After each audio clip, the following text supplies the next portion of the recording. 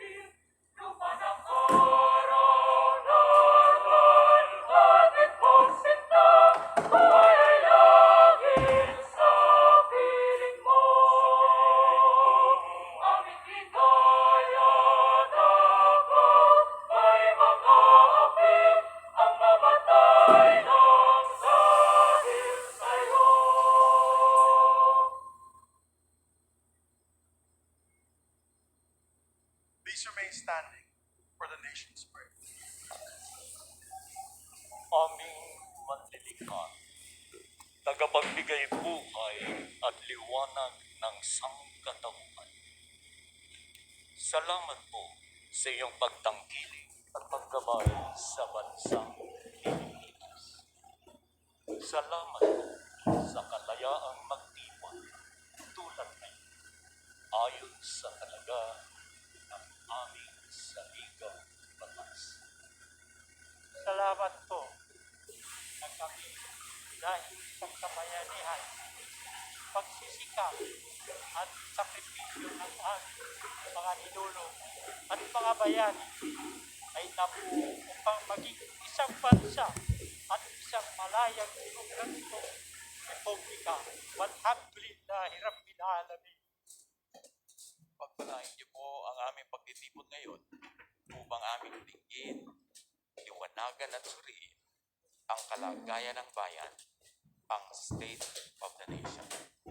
At upang italaga sa inyong gabay at tangkilik ang mga magiging hampangin ng pamahalaan sa pamumuno ng aming Pangulo, Ferdinand Romualdez Marcos Jr.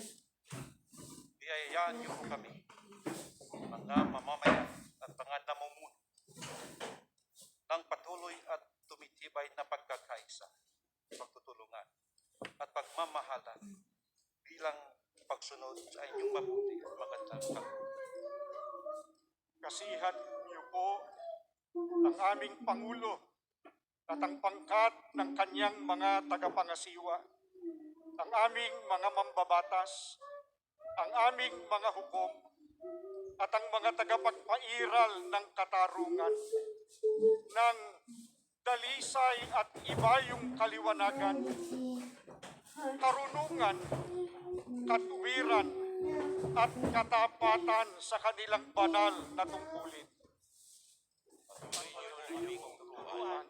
At atahayin kaming lahat na mga mamamayan at mga pinuno tungo sa dakilang pagkakaisa na magbubunga ng ibayong kapayapaan, kaayusan, kaunlaran, kasaganaan, at kasiyahan ng lipunang Pilipino. Patuloy po tayo sa personal na panalangin. Mangyaring ang bawat isa ay tahimik na maniwala sa may kapal. Lalabas ko lang. Ang ligaya na pag may mamay kapit. Alam mo ba, nurse ni Bebe. Tapos na, bayang mag-ibig. Maraming ganyan. Bakit stress ka, bro? Mr. Bro. Ladies and gentlemen, His Excellency Ferdinand Romualdez Marcos Jr., President of the Republic of the Philippines.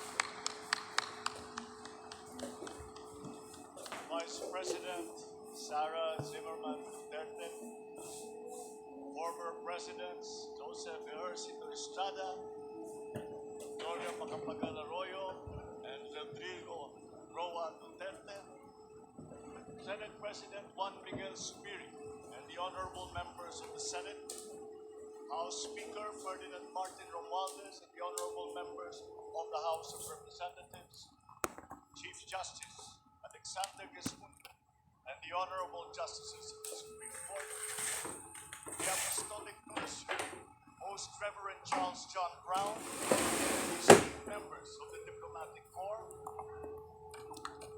the honorable members of the Cabinet, our First Lady, Luis Araneta Marcos, and our children.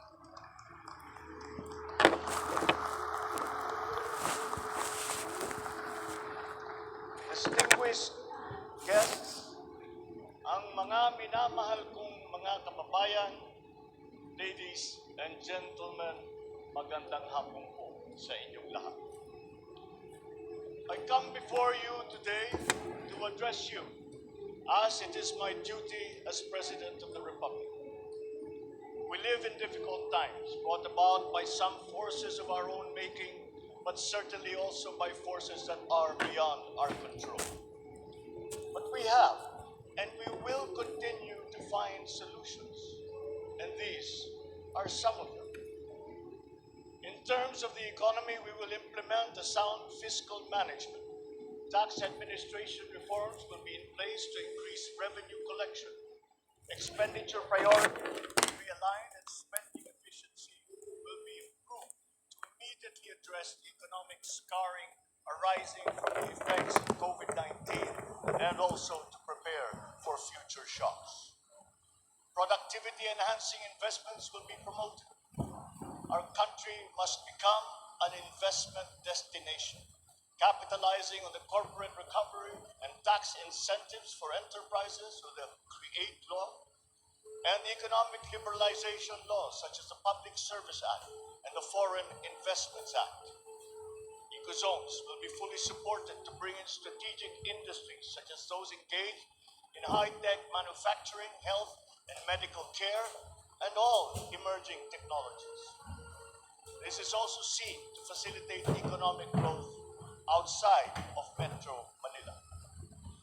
Our tax system will be adjusted in order to catch up with the rapid developments of the digital economy, including the imposition of value-added tax on digital service providers.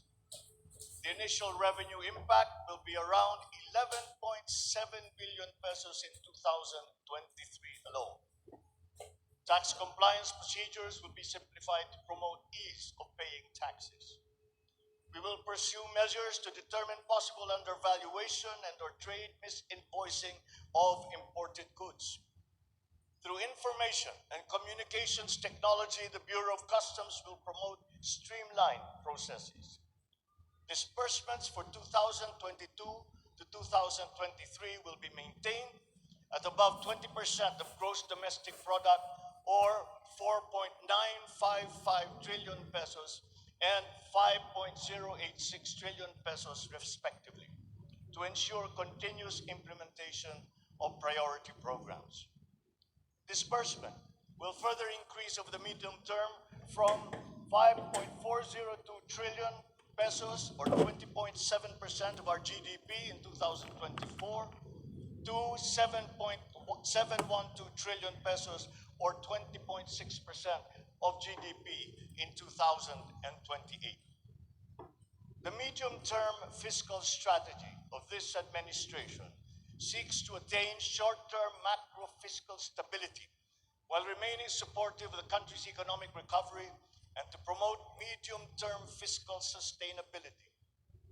Furthermore, and more importantly, fiscal policy aims to bring together the national government's resources so that these are mobilized and utilized in order to gain the maximum benefit and the high multiplier effects for our economy.